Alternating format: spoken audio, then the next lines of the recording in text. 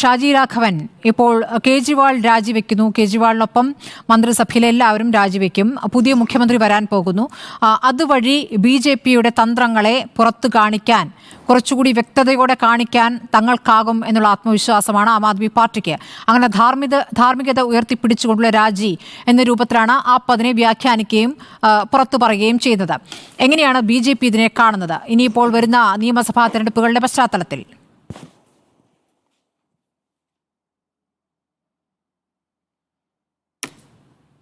അല്ല, ഇവിടെ ധാർമ്മികതയെ പറ്റി സംസാരിക്കാൻ ആം ആദ്മി പാർട്ടിക്ക് ഇനി എന്ത് അവകാശമുള്ളത്? ഈ കഴിഞ്ഞ പാർലമെൻറ്റ് തെരഞ്ഞെടുപ്പിൻ്റെ നാൾ വഴികളിൽ ഒന്ന് പോയാൽ നമുക്ക് കാര്യങ്ങൾ അറിയാം.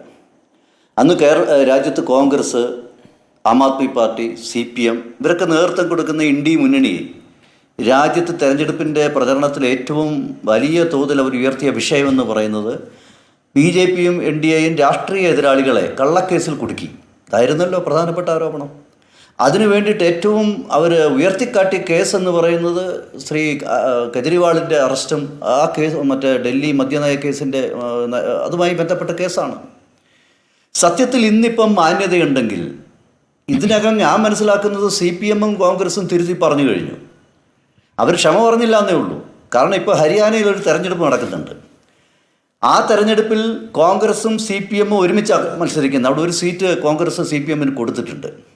അവരുടെ തെരഞ്ഞെടുപ്പിൻ്റെ അതിശക്തമായ അവരുടെ നിലപാടും അവരുടെ പ്രചരണവും ആം ആദ്മി പാർട്ടിക്കെതിരെ എന്താണോ BJP കഴിഞ്ഞ തെരഞ്ഞെടുപ്പിലും ഇപ്പോഴും ഈ ചർച്ചയിൽ പങ്കെടുത്ത് ഞാനും സംസാരിക്കുന്നത്, ഷാജി രാഘവൻ സംസാരിക്കുന്ന ഉൾപ്പെടെയുള്ള വിഷയങ്ങൾ ഉയർത്തിക്കാട്ടിക്കൊണ്ടാണ് CPMും കോൺഗ്രസും ഹരിയാനയിൽ ആം ആദ്മി പാർട്ടിയെ നേരിടുന്നത്. അപ്പോൾ അതുകൊണ്ട് അവർ ആദ്യം ചെയ്യേണ്ടത് ഈ രാജ്യത്തെ ജനങ്ങളോട് ക്ഷമ പറയണം. കേരളത്തിലെ മാധ്യമങ്ങൾ ഉൾപ്പെടെ ഈ പറയുന്ന വിഷയം വലിയ തോതിൽ ഉയർത്തിയില്ലേ? ഇപ്പം നോക്കൂ, രാഷ്ട്രീയമായിട്ടുള്ള ധാർമ്മികതയെ പറ്റിയിട്ടാണ് സംസാരിക്കുന്നത്. എന്ത് ധാർമ്മികത ഇതിനകത്തുള്ളത്? ഈ എന്താ പറയുക, ആപ്പ് എന്ന് പറയുന്ന പാർട്ടി ആപ്പിലായി എന്നുള്ളതാണ് ശരിക്കും അതല്ലേ സംഭവിച്ചത്? ഒരുപക്ഷെ കെജ്രിവാൾ ഇതിനേക്കാൾ സന്തോഷം ഉണ്ടാകുമായിരുന്നു ജയിലിൽ കിടന്നിരുന്നെങ്കിൽ.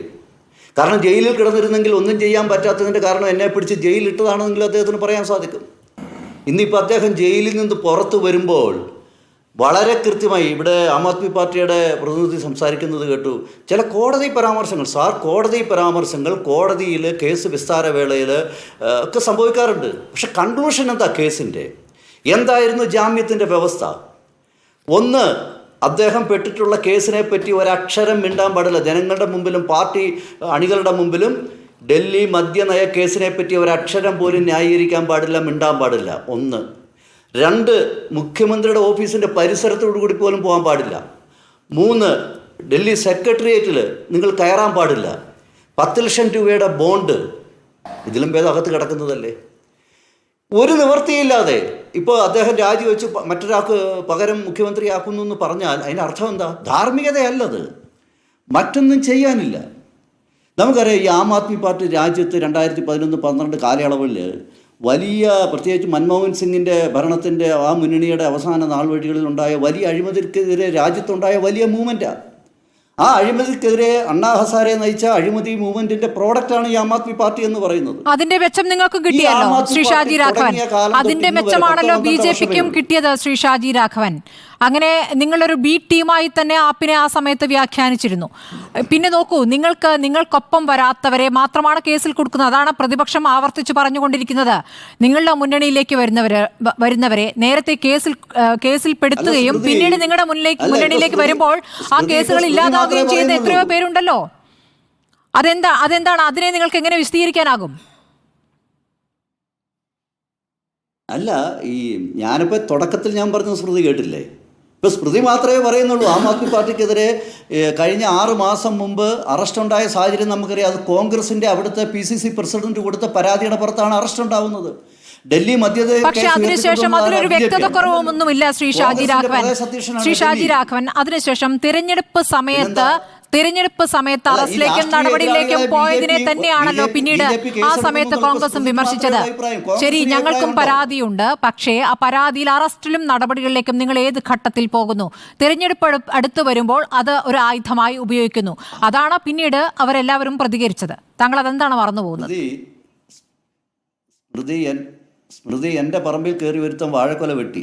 അവനെ പോലീസ് അറസ്റ്റ് ചെയ്യാൻ വരുമ്പോൾ നിങ്ങൾ അറസ്റ്റ് ചെയ്യേണ്ടെന്ന് പറയുന്ന നയമല്ലേ? അല്ല, അറസ്റ്റ് ചെയ്യാനുള്ള സമയം നിങ്ങൾ നിശ്ചയിക്കുമെന്നേ. ഡൽഹിയിൽ ഉയർത്തിക്കൊണ്ടുവന്നത് നിങ്ങൾ അറസ്റ്റ് ചെയ്യാനുള്ള സമയവും മുഹൂർത്തവും നിങ്ങൾ നിശ്ചയിക്കുമെന്നേ. അവിടെയാണ് പ്രശ്നം. ഞങ്ങളല്ലല്ലോ. എന്താ സ്മൃതി പറയുന്നത്? അതാണ് ഈ പ്രശ്നം. ഞാൻ ചോദിക്കുന്നത് കോൺഗ്രസും CPM-നും ഇല്ലാത്ത അഭിപ്രായം ഇപ്പോൾ സ്മൃതി പറയുന്നത്. കോൺഗ്രസും CPM ഈ അഭിപ്രായത്തിൽ നിൽക്കുന്നുണ്ട്. ഇവിടെ ഡോക്ടർ ഹരി ഉണ്ടല്ലോ, അദ്ദേഹത്തിന് അഭിപ്രായം ഉണ്ടോ? അല്ല, എനിക്ക് കേന്ദ്ര നേതാക്കൾ പറഞ്ഞത് നല്ല കൃത്യമായി ഓർമ്മയുള്ളത് കൊണ്ടാണ് ഷാജി രാഘവൻ ഞാനത് പറഞ്ഞത്. ഇല്ല അങ്ങനെ ഒരു ക്ഷമയൊന്നും പറഞ്ഞിട്ടില്ല ശ്രീ ഷാജി രാഘവൻ. നല്ല ഓർമ്മയുണ്ട്. തെരഞ്ഞെടുപ്പ് കാലത്ത് ഇപ്പോൾ നിങ്ങൾ ഇത് ഉപയോഗിക്കുന്നത് എന്തിനാണെന്ന് അറിയാം എന്ന് തന്നെയായിരുന്നു അന്ന് ഇന്ത്യ മുന്നണിയിലെ മറ്റ് ഘടകകക്ഷികൾ കൃത്യമായി പ്രതികരിച്ചിരുന്നത്. അത് എനിക്ക് ഓർമ്മയുള്ളത് കൊണ്ടാണ് ഞാനത് പറഞ്ഞത്. കോൺഗ്രസിന് മാത്രം പ്രതികരണമായിട്ട് എടുക്കേണ്ട. ശ്രീ ഷാജി രാഘവൻ വരാം. ശരി, ഹരിയാന തെരഞ്ഞെടുപ്പിൽ ഹരിയാനയിൽ ഇപ്പം നടന്നുകൊണ്ടിരിക്കുന്ന തെരഞ്ഞെടുപ്പിൽ എന്താണ് കോൺഗ്രസിന്റെ CPM-ന്റെ BJP പറയുന്നതിനേക്കാൾ അതിശക്തമായിട്ടല്ലേ അത് ഹരി പറയട്ടെ. ഈ വിഷയത്തെ പറ്റിയിട്ട് ഇപ്പൊ ഹരിയാന തെരഞ്ഞെടുപ്പ് നടക്കല്ലേ? അത് ഹരി പറയട്ടെ. കോൺഗ്രസും CPM ഒരുമിച്ചല്ലേ ഹരിയാനയിൽ മത്സരിക്കുന്നു? ശരി, അത് ഹരി പറയട്ടെ. നിലപാടെന്താ? കേജ്രിവാളിനെ പറ്റി അവരുടെ അഭിപ്രായം എന്താ? ആം ആദ്മി പാർട്ടിയുടെ അവരുടെ അഭിപ്രായം എന്താ? 6 മാസം മുമ്പോട്ടായ അറസ്റ്റിനെ പറ്റിയുള്ള അവരുടെ അഭിപ്രായം എന്താ? എന്തിനാ BJP ചാരാൻ നിൽക്കുന്നത്? ഇന്ത്യ മുന്നണിയെ എന്തിനു ചാരണം? കേസ്